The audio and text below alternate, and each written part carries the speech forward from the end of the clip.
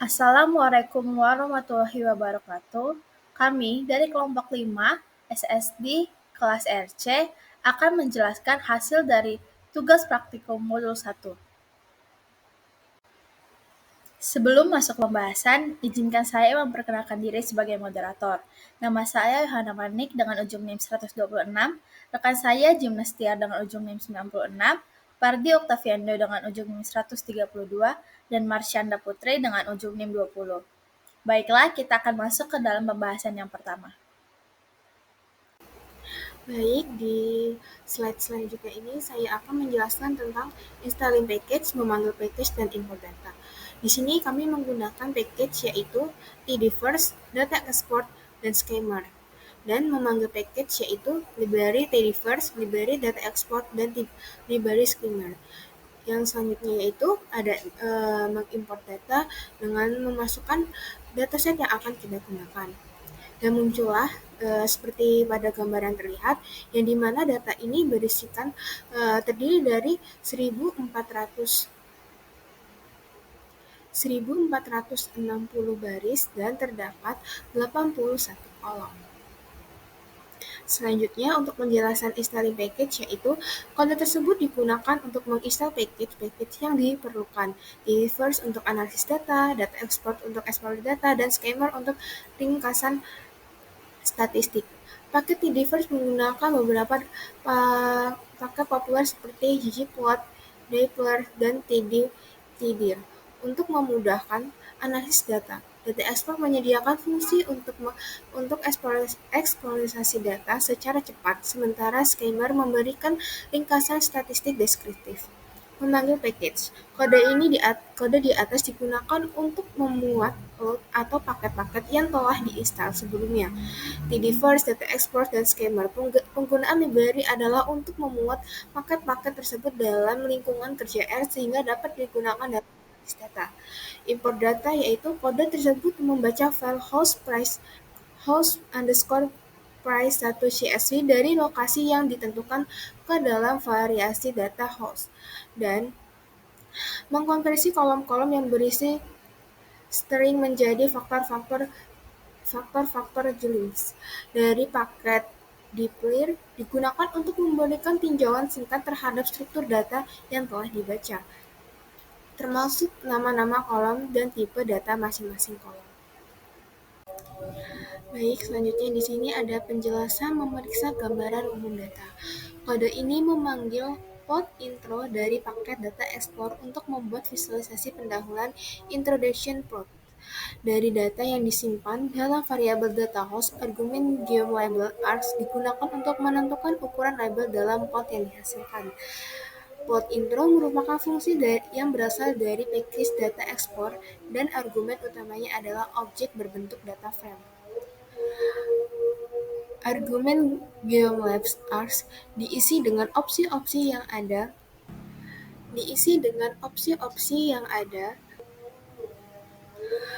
pada fungsi geomLabel pada package ggplot.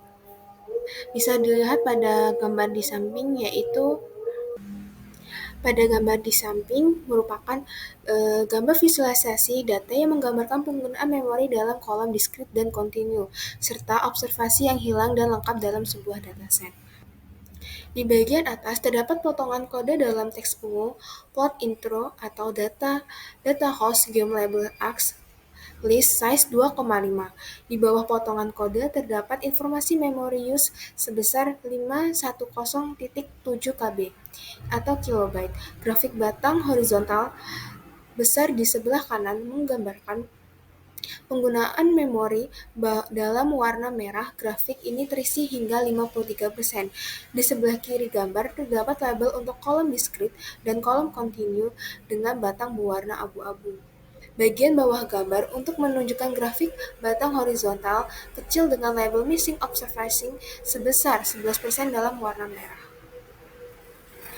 Terdapat teks OCR atau optional character commission yang menyebutkan all missing columns sebesar 0% dan complete rows sebesar 89% dengan pengisian warna hijau pada grafik batang. Latar belakang grid membantu memvisualisasikan persentase dari 0% hingga lebih dari 40%. Baik, selanjutnya penjelasan mengenai memeriksa gambaran umum data. Kode tersebut mengambil fungsi scheme without card dari paket schemer untuk menghasilkan ringkasan statistik deskriptif dari data yang disimpan dalam variabel data host tanpa menghasilkan grafik. Ini membantu dalam memeriksa statistik deskriptif seperti nilai tengah, kuartil, dan sebagainya untuk setiap variabel dalam dataset. Hal ini dapat memberikan wawasan awal tentang distribusi dan karakteristik data dalam melakukan analisis lebih lanjut. Scheme_without_cards merupakan fungsi yang berasal dari package schemer dari argumen utamanya adalah objek berbentuk data frame. Berdasarkan informasi data di atas, kita tahu terdata berapa kolom yang memiliki missing value, namun hanya 5 kolom saja yang mengalami banyak missing value, yaitu tally, v-replace-q, polsky, fancy, dan misfeature. Bisa lihat pada gambar data di samping, yaitu number of rows atau barisnya, yaitu berjumlah 1460 dan number of column atau kolomnya berjumlah 81. Yang selanjutnya itu kolom type frekuensi, yaitu di faktor terdapat 43 dan di numeriknya ada 38. Oke, selanjutnya adalah penjelasan mengenai menangani missing value. Kode di samping menghasilkan variabel baru, data house, yang merupakan hasil pemilihan kolom-kolom kecuali kolom ID dari data house. Kemudian, kode tersebut juga melakukan pergantian nilai yang hilang atau missing value dengan label UKN menggunakan fungsi forStrass.2.2 fct underscore explicit underscore NA buka kurung tutup kurung untuk kolom-kolom yang memiliki banyak missing value di atas 500 seperti array, first place queue, full QC, fancy, dan misfeature. Selanjutnya, baris-baris yang masih memiliki missing value pada kolom-kolom yang memiliki sedikit missing value di bawah 500 dihapus menggunakan fungsi na.omit buka kurung tutup kurung. Ini membantu dalam membersihkan data dari missing value sehingga data menjadi lebih bersih dan siap untuk dianalisis lebih lanjut. Kode tersebut memanggil fungsi plot intro dari paket Data Explorer untuk membuat visualisasi pendahuluan introductory plots dari data yang telah dimodifikasi dan disimpan dalam variabel data house. Visualisasi ini membantu dalam menjelajahi distribusi dan hubungan antar variabel dalam dataset yang telah dibersihkan dari missing value. Ini dapat memberikan wawasan awal tentang pola dan struktur data sebelum melakukan analisis lebih lanjut. Oke, selanjutnya adalah penjelasan mengenai installing package. Kode selanjutnya menjalankan fungsi scheme without charge untuk menghasilkan ringkasan statistik deskriptif dari data yang telah dimodifikasi dan disimpan dalam variabel data house tanpa menghasilkan grafik. Kemudian, melalui komentar di baris berikutnya, ditemukan bahwa adanya utilities yang hanya memiliki satu kategori sehingga tidak memberikan informasi yang berguna untuk dianalisis. Oleh karena itu, perlu menghapus kolom utilities dari dataset untuk menghasilkan data dari variabel yang tidak relevan. Kode di atas menghasilkan variabel baru data house yang merupakan hasil pemilihan kolom-kolom kecuali kolom utilities dari data house 1. Dengan melakukan ini, kolom utilities yang hanya memiliki satu kategori telah dihapus dari dataset sesuai dengan langkah yang dijelaskan sebelumnya sesuai dalam komentar. Hal ini membantu membersihkan data dari variabel yang tidak memberikan informasi yang berguna dalam analisis lebih lanjut. Oke, selanjutnya adalah penjelasan memeriksa sebaran data. Kode di atas memanggil fungsi plot histogram, plot underscore histogram untuk membuat histogram dari data yang disimpan dalam variabel data house 1.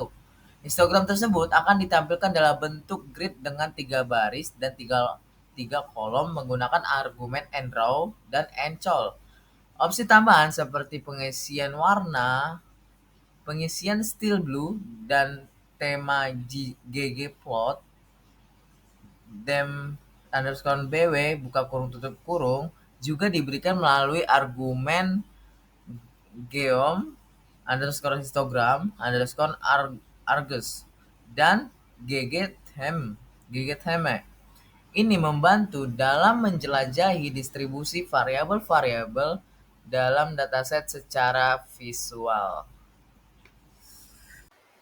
Baik, selanjutnya kita akan memeriksa sebaran data menggunakan fungsi plot bar, di mana fungsi plot bar untuk membuat diagram batang dari data yang disimpan dalam variabel data house 1.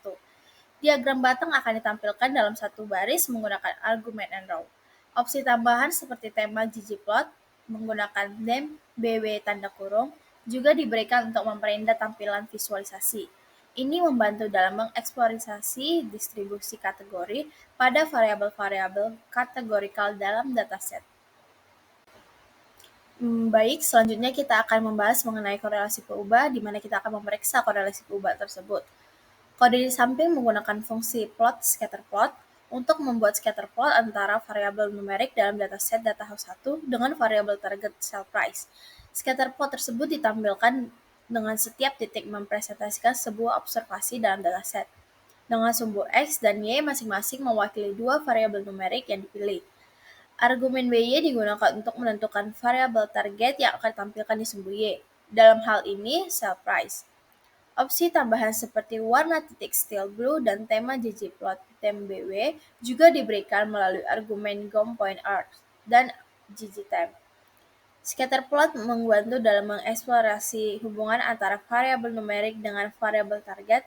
Dalam hal ini, hubungan antara variabel independen dan variabel dependen dalam analisis data. Ini memungkinkan untuk mengidentifikasi pola, tren, atau korelasi antar variabel yang dapat memberikan wawasan tentang faktor-faktor yang mempengaruhi variabel target dan potensi prediksi yang dapat dibuat berdasarkan hubungan tersebut. Hasil dari scatter plot dapat kita lihat pada slide berikut. Berikutnya kita akan menghitung matriks korelasi menggunakan metode Spearman untuk variabel numerik dalam dataset data 1. Selanjutnya, kode tersebut mengubah sel-sel di atas diagonal matriks korelasi menjadi nilai NA untuk menghindari redundansi atau upper data. Kemudian, matriks korelasi diubah menjadi type data frame dan diubah ke format panjang menggunakan fungsi pivot longer.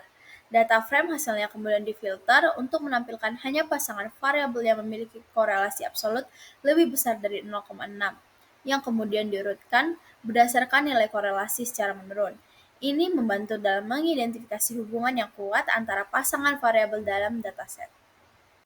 Selanjutnya, setelah kita melakukan korelasi kepada setiap variabel 1 dan variabel 2 dan menyimpannya ke dalam variabel C or RR, kita melakukan filtering data pada data frame korelasi yang telah kita buat, seperti dengan kode di atas, di mana pada kode tersebut menggunakan operator persen lebih dari persen untuk melakukan chaining data frame for df ke fungsi filter dari paket dplyr.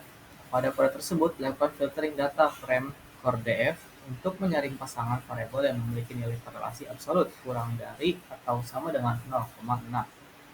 Ini membantu dalam mengidentifikasi pasangan variabel yang memiliki korelasi lemah atau tidak signifikan antara satu sama lain. Pasangan variabel yang telah disaring dianggap tidak memiliki hubungan yang kuat, tidak signifikan dalam analisis statistik, sebagaimana yang diperlihatkan pada gambar sebelah kiri. Di sini adalah data yang telah tersaring yang tidak memiliki nilai lebih dari 0,6. Kemudian masih dalam tahap yang sama, yaitu memeriksa korelasi peubah, kita menggunakan kode var names data house persen lebih dari persen, select where is factor, sell price persen lebih dari persen, names dan kemudian dipanggil lagi card var names, di mana card var names ini adalah kategori dari tiap-tiap variabel namanya. Kemudian kode tersebut bertujuan untuk menyimpan nama-nama variabel kategorikal dalam dataset data house 1 beserta variabel numeric cell price ke dalam vektor card var names. Pertama, fungsi select digunakan untuk memilih kolom-kolom dalam dataset yang merupakan variabel kategorikal menggunakan where is factor serta variabel numeric cell price. Kemudian fungsi names digunakan untuk mengambil nama-nama kolom dari hasil seleksi sebelumnya. Hasilnya adalah sebuah vektor yang berisi nama-nama variabel kategorisasi beserta price yang akan digunakan dalam analisis selanjutnya yang tersedia pada gambar sebelah kiri.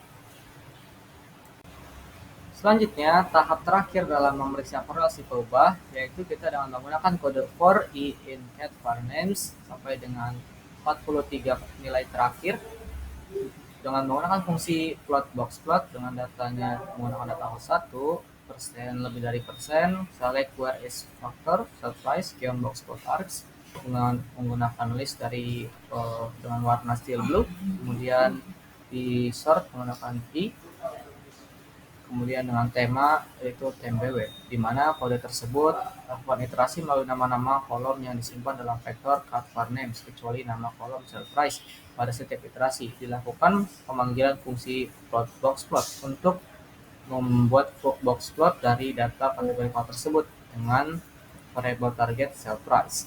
Opsi tambahan seperti warna pengisian steel blue dan tema ggplot TMBW juga diberikan melalui argumen geomboxplot arcs dan digittemp.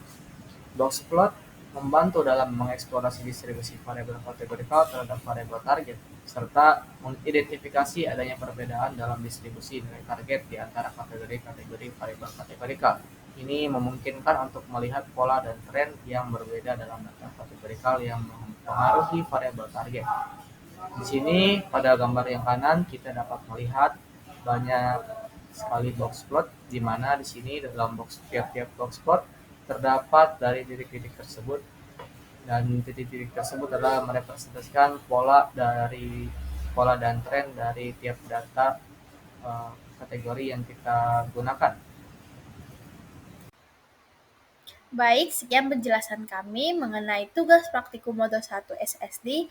Apabila ada kesalahan kata mohon dimaafkan dan terima kasih.